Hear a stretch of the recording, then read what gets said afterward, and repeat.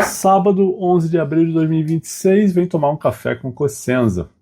Já começo pedindo desculpas se minha voz soar um pouquinho mais desanimada, mas é que eu tô bem cansado. Só foram 2 dias, quer dizer, 4 dias de torneio, mais 2 dias acordando antes das 6 para ver João Fonseca.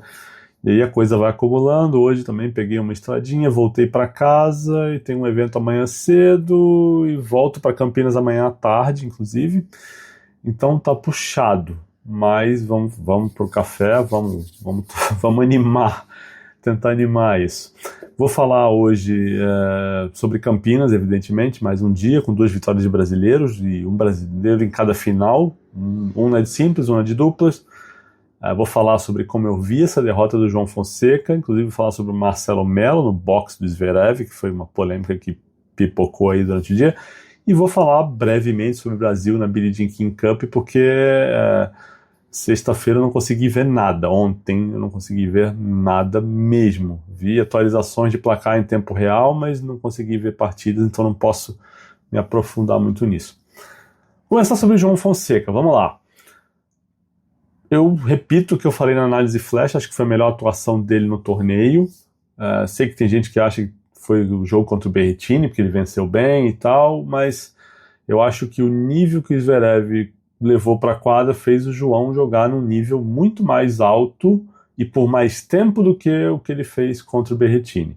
É que hoje tem um adversário que é o número 3 do mundo e não o número 90 do mundo, que é o caso do Berrettini hoje. A gente não pode esquecer que o Berrettini de hoje não é o Berrettini que foi top 10, que foi finalista de Wimbledon e é um Berrettini no Saibro, tá? Então tem essa diferença toda. Eu acho que aliás, eu estou muito convicto e discordo à vontade, mas assim, a minha convicção é que o João fez a melhor partida dele em Monte Carlo nessa sexta-feira contra o Zverev e perdeu em 3 sets, mas deu trabalho e ele teve ali 10 minutos no fim do primeiro set e no começo do segundo que custaram caro. Foram 2 quebras, uma que definiu a primeira parcial e outra que colocou o João num buraco.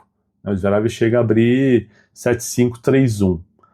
Agora, também acho que o João mostrou ali um nível altíssimo, e o mais alto para mim que ele mostrou no torneio todo, no período ali no segundo set que ele sai de 1-3 para 5-3. Ele confirma o saque dele 2 vezes, ele quebra o Zverev 2 vezes, e o Zverev não jogou especialmente mal, não. Cometeu uns erros ali, errou um smash e tal, mas a primeira quebra principalmente, que o João consegue impondo backhand, é impressionante. E a segunda tem um ponto bonito também ali também. Então acho que o João fez coisas importantes nesse jogo, mostrou quem ele é. Também acho que faltou energia, acho que quando acaba o segundo set eu já vejo um João que não está fisicamente fresco como estava no começo do jogo e em outras partidas. E no terceiro, eu acho que ele joga com bolas mais retas, ele tenta encurtar pontos ou tenta decidir pontos de maneira mais rápida e acaba pagando preço, acaba cometendo 16 erros não forçados e perde, tem um saque quebrado uma vez e é o que define a partida. Se não foi cansaço, ele simplesmente jogou muito mal taticamente esse terceiro set, afobado, escolhendo mal o que fazer. Eu tendo a acreditar, eu até prefiro acreditar que ele fez essas escolhas ruins e jogou mal taticamente porque precisava encurtar pontos, porque fisicamente ele não estava tão bem. Se ele estava 100% fisicamente, aí eu acho realmente que faltou cabeça, que faltou entender o que estava acontecendo na partida. Tá? De qualquer maneira, a gente está falando de um João que vem de 3 torneios em que ele enfrentou os 3 primeiros do ranking. O Sinner em Indian Wells, Alcaraz em Miami, Zverev em Monte Carlo. Foi, para efeitos práticos, acho que um intensivão de tênis da elite. E que eu acho que o João e o time dele puderam medir bem o que falta e o que eles precisam fazer para encurtar essa diferença para o topo do ranking.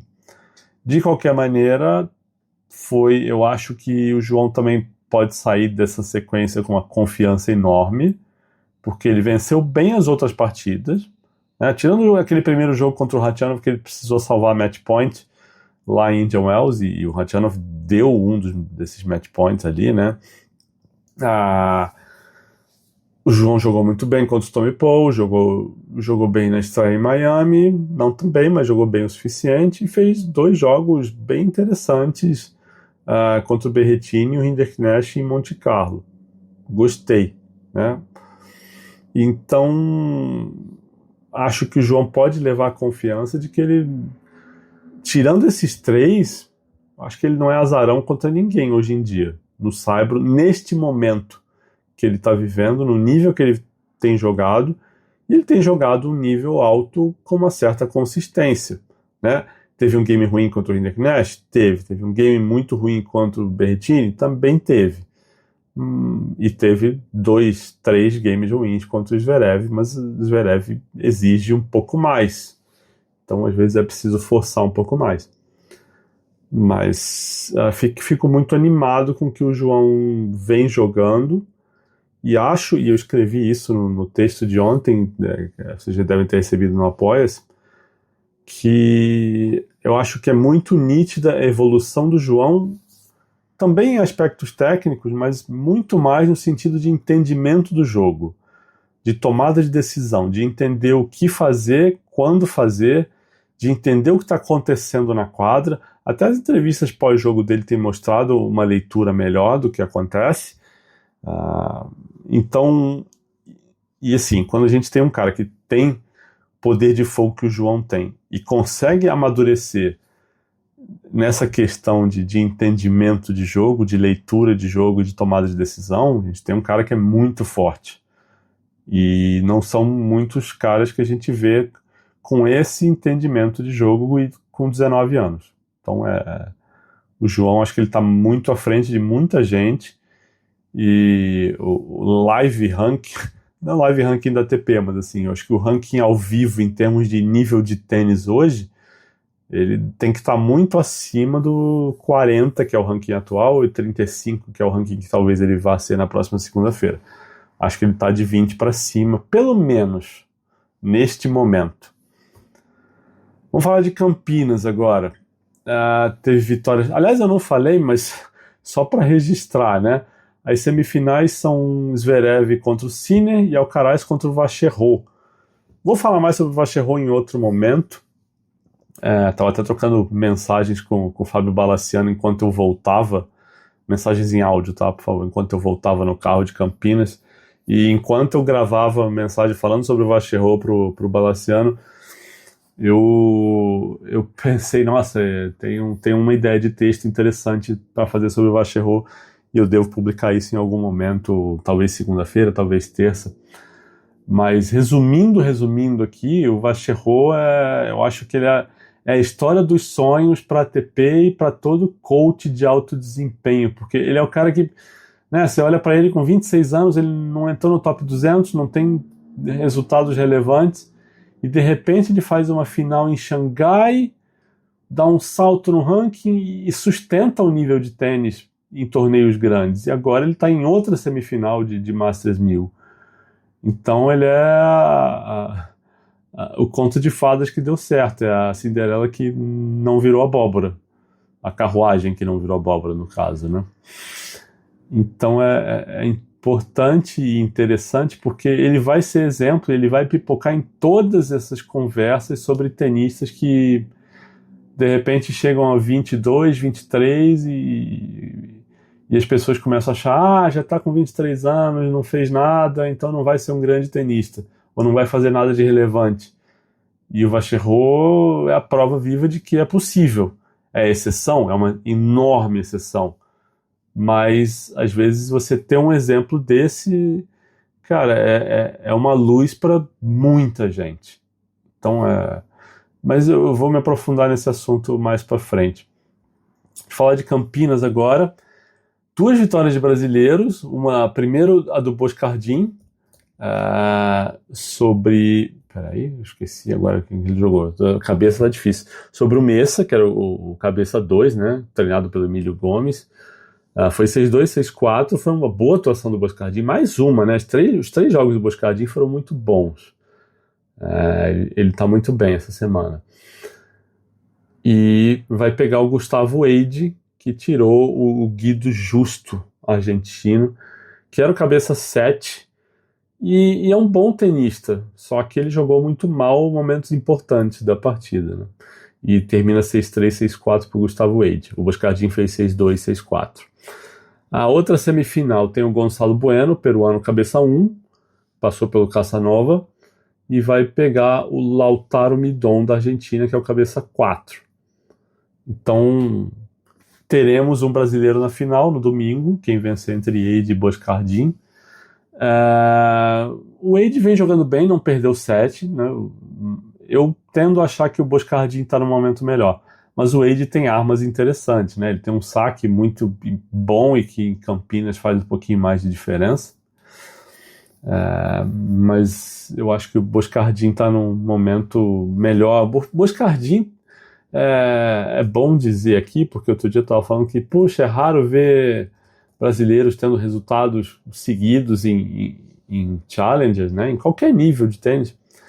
E não são resultados seguidos, mas são resultados com uma certa consistência que o Boscardin vem tendo nessa temporada, né? Porque primeira semana de março ele faz quarta de final de Brasília, segunda semana de março ele faz uma semi em Santiago, na semana seguinte de março, semana de 16 de março, ele faz quartas em Assunção. Aí ele perde em São Leopoldo, semana passada na primeira rodada, e agora está numa semi em Campinas. Então tem aí uma consistência que, né, a gente não está falando de título e final em toda semana, mas é algo que já é mais animador do que todo o resto dos tenistas brasileiros, tirando o João Fonseca, evidentemente, né, dos homens. Então é bom ver, e eu acho que ele leva isso para essa semifinal contra o Eide. Boscardin, aliás, hoje é número 241 do mundo, assim como o Eide, está ali naquela briga para entrar entre 240 ali, 230, dependendo do número de existências, né?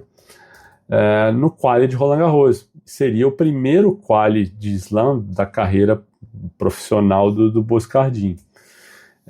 Pelo live ranking aqui, ele está indo para 227, que seria o melhor ranking, será, se acontecer, o melhor ranking da carreira dele, e é um ranking que coloca ele em Roland Garros. Então, só tem mais uma semana de torneios para contar, ele vai jogar essa semana também, então acho que é bem animador essa perspectiva aí. E o Gustavo Eide, que hoje é 200 e... qual é o ranking do Eide? Tá subindo 17 posições, ele tá subindo para 245, ele é 262 no ranking atual, tá indo para 245, e se ele ganha essa semifinal, ele dá um salto aí, ali para casa do 227, 228, perto de onde o Boscardin está no live ranking agora. E se ele ganhar essa semi também, ele se coloca, né, nesse grupo aí, perto de Roland Garros. O Thiago Wilde, que é 252, tinha esperança de jogar em Campinas, mas não voltou da lesão ainda. Então, provável que ele fique fora de Roland Garros. Mas tem um duelo e coisas importantes em jogo para o Eide e para o Boscardin nessa semi de Campinas. E é legal que ver alguém andando para frente, né? E na chave de duplas tem o Marcelo Zorma na final. Ele e o Mariano Castelboin, argentino, eles são os cabeças 1, não perderam 7 ainda, ganharam a semifinal de hoje e vão pegar na final os espanhóis, o Nicolás Álvares Varona e o Mário Mancilla Dias, que tiraram 2 argentinos, o Valentim Basseu e o Franco Ribeiro. Aliás, essa dupla do Ribeiro quinta-feira ganhou um match tie-break de 17-15 dos peruanos, né, do Huerta del Pino. E, bom, enfim, essa final é sábado agora, quer dizer, sábado, hoje, né? Eu gravo de sexta para sábado, mas a cabeça está confusa. Mas a final é hoje, sábado. Então a programação em Campinas começa assim, 10h30 tem Bueno contra Midon, primeira semi, em seguida Eide Boscardin, e na sequência a final de duplas. Não tem não antes na programação, é um jogo atrás do outro. Eu espero chegar, porque eu tenho esse evento de manhã aqui em São Paulo, espero chegar em Campinas a tempo, pelo menos essa final de duplas, porque eu gosto muito do Zorman, e gostaria de vê-lo jogar e né, possivelmente ganhar esse título, que seria legal. Para terminar meu relato do dia em Campinas, eu não fiz tanta coisa assim, além de ver tênis. Ontem foi o dia que eu mais consegui ver partidas de tênis, né? Eu vi os jogos do Boscardin e do Eide, mas consegui um tempo para entrevistar o Boscardin. Justamente falamos dessa coisa de Roland Garros também, mas começamos falando do tempo em que ele era o novo Guga, né? Lá com 13 anos, que ele foi um juvenil badalado. E é muito interessante como ele fala, os apoiadores que estão no grupo do Telegram já receberam o link para essa entrevista, sem edição, mas é interessante como ele fala de uma maneira muito leve das coisas, sabe? Até dos momentos ruins que ele passou, de quando ele teve uma lesão no tornozelo, que ele ficou um tempo afastado, caiu no ranking, e não conseguiu voltar na velocidade que ele achava que voltaria, porque ele com 20 anos ele era 290 do mundo, estava fazendo uma ascensão interessante, e deu uma estacionada, caiu para 500, não conseguiu ter resultados, a coisa virou uma bola de neve, e ele fala como não estava preparado mentalmente para esse momento, e como a cabeça dele melhorou muito nos últimos tempos, de como ele começar a treinar no Rio fez uma diferença muito grande para ele. Então tem coisas interessantes, não é uma entrevista bombástica daquelas que vão ver declarações ou histórias espetaculares, mas ele é um cara com uma vibe muito boa, assim, ele é um cara que tá sempre sorrindo, falando, né, fazendo piada, é legal estar perto do Boscardin, é um cara que passa boas energias, ele é interessante, e simpático, fala, né, sem papa na língua, é legal. Para terminar, falamos de Billie Jean King Cup, vitória brasileira sobre o Peru, com a Vitória Barros jogando simples. O Peniza foi com a Naná de número 1 e a Vitória de número 2. Não falei com o Peniza, como eu expliquei no começo do Café com Cossenza. Não tive tempo de ver e fazer muito, né, e acompanhar nada sobre Billie Jean King Cup nessa sexta-feira. Então gostaria de ter falado com alguém da CBT ou perguntado para o Peniza se a ideia de ir com a Naná e com a Vitória era porque era um confronto mais fácil, o Brasil já estava classificado, para de repente dar a chance da Vitória jogar uma simples e fazer essa estreia, né, tirar isso dos ombros, ou se era simplesmente porque ele não, sei lá, a Gabi não estava tão bem fisicamente, ou se o jogo que ela perdeu ontem deixou ela abalada, enfim. Eu acho que não, mas eu prefiro acreditar que a ideia era realmente botar a Vitória para jogar uma simples num confronto em que era mais ganhável, né? Que a Naná podia entrar como número 1, vencer, e a Vitória, né, sem ter problema. E a melhor notícia, eu acho que do dia, é que o Brasil vai decidir essa vaga contra o Equador, e não contra o México, e não contra a Colômbia, que eram os favoritos. O que aconteceu é que o Equador ganhou do México na sexta-feira e tirou a Colômbia. Teve empate triplo, a Colômbia ficou fora nos critérios de desempate. E isso é muito bom, porque se o México tivesse vencido, a Colômbia ficaria em segundo e a Colômbia jogaria com o Brasil. E a Colômbia tem uma top 100, que é a Arango. E eu acho que a Arango seria favorita tanto contra a Gabi quanto contra a Naná ou qualquer outra brasileira. E se ela confirmasse esse favoritismo, seria, né, na melhor das hipóteses, um confronto decidido na dupla e dramático, porque o Brasil não tem duplista de ofício, né? Venceu a Argentina com a Naná e a Vitória jogando juntas, mas a dupla argentina também não é forte. Então, e mesmo assim foi um jogo que foi no match tie break, duro. Então, acho que teria um elemento de drama nesse confronto contra a Colômbia, que eu acho que tende a não acontecer contra o Equador. O Equador é um time mais fraco. Eu acho que o Brasil pode jogar com a Gabi de número 1 e a Naná de 2 e ganhar os 2 jogos de simples sem tanta complicação. Espero que aconteça. Mas, sei lá, esporte tem que entrar na quadra e jogar, né? Mas acho que as notícias são as melhores possíveis e a perspectiva é ótima para o Brasil né, classificar. Perguntas de apoiadores para a gente terminar o café de hoje. O Pedro mandou umas ponderações bem legais aqui sobre o jogo do João. Ele escreve assim: você disse que o João ficou preso na esquerda do Zverev, e eu falei isso na análise flash, de fato. Acho que ele até tentou ir para a direita e conseguiu em alguns momentos no meio do segundo set, mas acabou perdendo um jogo tático do Zverev que manteve a troca na esquerda, como você observou. Eu achei que foi isso mesmo. E como eu falei na análise flash, para quem não ouviu, não é fácil sair da esquerda do Zverev assim. O Zverev é um cara que tem bola muito funda, bola muito pesada. É complicado. E se for na direita dele, ele tem uma direita angulada boa, a direita dele tem um spin legal. Não é que a direita dele é uma direita fraca, né? O backhand dele é melhor, claro, mas, cara, o Zverev é um cara que sabe o que fazer na quadra. Um cara que tem uma inteligência tática acima da média. Então, ele sabe o que está acontecendo, sabe o que precisa mudar. Às vezes ele dá as viajadas, às vezes ele perde a cabeça, fica puto e tal. Mas é um cara muito consistente, técnica e mentalmente. Voltando para o que o Pedro escreveu. Outro ponto, a evolução do João, mesmo sendo mais recuada, tende a ser pouco funda, então não incomodou muito o Zverev. Sobre o saque, apesar de rápido, não me pareceu tão bem colocado, ou talvez ache outro fator, porque o Zverev conseguia responder com bons retornos. Então, aí tem uma peculiaridade do saque que tem a ver com saibro, que tem a ver com... sei lá, talvez seja a tempestade perfeita, sabe?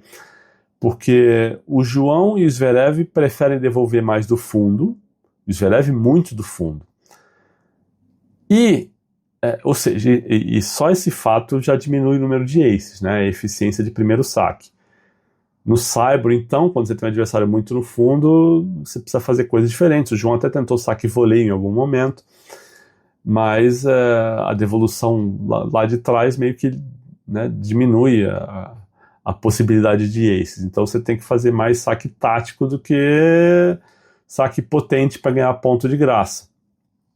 E outra coisa, os jogadores dizem que a bola quica bastante nesse saibro de Monte Carlo, que ela quica e sobe, que é uma peculiaridade do piso. E o Zverev tem um segundo saque com muito spin. Então até é difícil para o João andar para frente e atacar o segundo saque do Zverev nesse tipo de condição. Outra, o Zverev também no segundo saque do João estava sendo pouco agressivo, ele estava indo pouco para frente. Muitas vezes ele pegava o segundo saque do João lá de trás, já com a bola já na descida, e deu até uns pontos de graça de devolução justamente por isso, porque ele estava mais para trás do que deveria. Tem pontos, alguns pontos, eu lembro de ter visto o Zverev dar uns passos para frente no segundo saque, mas poucos. Então eu acho que, de modo geral, o saque fez pouca diferença em termos de abrir possibilidades para mandar nos pontos. E a última coisa que o Pedro escreve é o seguinte: por fim, o slice do João ainda parece um pouco errático. Digo isso mais no sentido de que ele ainda tem bastante margem para evoluir. No geral, achei a parte tática do jogo bem interessante, foi um verdadeiro xadrez, e o Zverev acabou levando a melhor, que faz parte do jogo.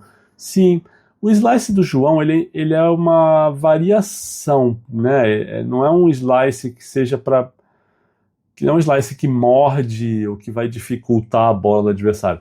É um golpe que é para mudar a velocidade, para colocar uma variação ali, forçar de repente o adversário a gerar a própria potência, o que para alguns adversários vai causar problema. Mas o meu ponto é dizer que o slice do João não é aquele que vai de cima para baixo, que vai quicar e vai deslizar, que vai fazer o adversário bater de baixo e de dentro da quadra. Aquele slicinho do Federer, sabe? Não é esse tipo de slice. Pelo menos hoje não é assim. Última questão, quem coloca aqui é o Jandrei, e ele escreve assim: uma missão especial para o chefe para descobrir se o Marcelo Melo faz parte da equipe do Zverev, se até é pago.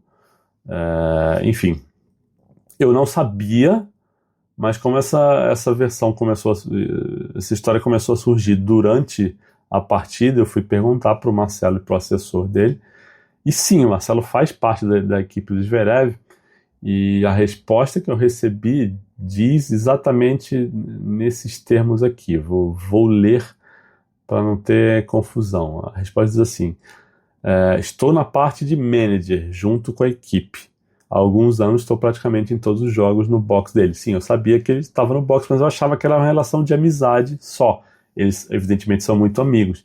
Mas eu não sabia que o Marcelo realmente é parte da equipe do Zverev. E foi filmado no box do Zverev no começo do jogo. Muita gente criticou, muita gente falou que ele não devia estar lá, que é sem cabimento. E aí teve gente que atacou porque ele não podia ser nem amigo do Zverev por causa da história das acusações das ex-namoradas e tal. E, enfim, tomou uma dimensão grande a coisa. Sobre o Marcelo, cara, não vou me meter assim se o Marcelo deveria ser não amigo de ninguém, porque, cara, isso não tem cabimento. Mas assim, sobre o Marcelo estar no box do Zverev num jogo contra o João. Brasileiro e que foi parceiro do Marcelo quando ganharam o Rio Open, o Zverev também já foi parceiro ganhando 500 com o Marcelo. Mas por ser um brasileiro e tal, teve gente que achou que o Marcelo não devia estar lá. Minha opinião, tá? E não vou nem... E a mesma opinião que eu tinha antes de saber que o Marcelo estava na equipe do Zverev, tá? Se o Marcelo estivesse lá no box só como amigo do Zverev, eu já não veria nada de errado. Tá? Eu acho que amizade, estou falando de amizade de verdade, tá? Não é coleguinha, não, é amigo. E eu acredito que esse é o caso do Marcelo e do Sasha, porque eles estão sempre juntos, eles viajam juntos, passam férias juntos, então, e já há alguns anos. Então, a gente não está falando daquela amizade de, vamos ali almoçar junto, vamos bater um papo. Não me parece esse tipo de amizade. E, cara, se eles têm uma amizade sólida, bacana e tal, eu acho que amizade não tem nacionalidade, sabe? Eu no lugar dele, torceria pro meu amigo, quem quer que fosse. Porque, cara, do jeito que eu vejo a coisa, tá? Pra mim, a amizade é mais importante que qualquer outra coisa. Então, se o meu amigo, se eu tenho um melhor amigo francês, meu amigo francês vai jogar contra um brasileiro que é meu conhecido, que é meu colega, eu vou torcer pro meu amigo. Para mim, a amizade não tem nacionalidade no esporte. Tá? Não é equipe, é diferente. Então, o João não é equipe do Marcelo. O Marcelo está torcendo contra um companheiro de time. E outra, né? O Marcelo apareceu lá no box, saiu, não ficou, né? Caso dele ter ficado no box gritando vamos, ou olhando na cara do João, nada a ver. Não aconteceu nada disso. E não aconteceria, né? Porque o Marcelo não é esse tipo de pessoa. Então, honestamente, eu não vejo nada de errado.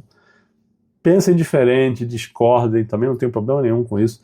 Mas eu, Alexandre, como pessoa, e não sou, né, não sou amigo do Marcelo, não tenho uma grande relação nem muito profissional com o Marcelo, a gente se respeita, mas não tem intimidade, não trocamos mensagem com frequência. Então, mas respeito demais o atleta que ele foi, que ele é e tudo mais. E é isso, gente. Fim de Café com Cossenza de hoje. Aproveitem bastante o sábado. Eu volto amanhã. Abraços.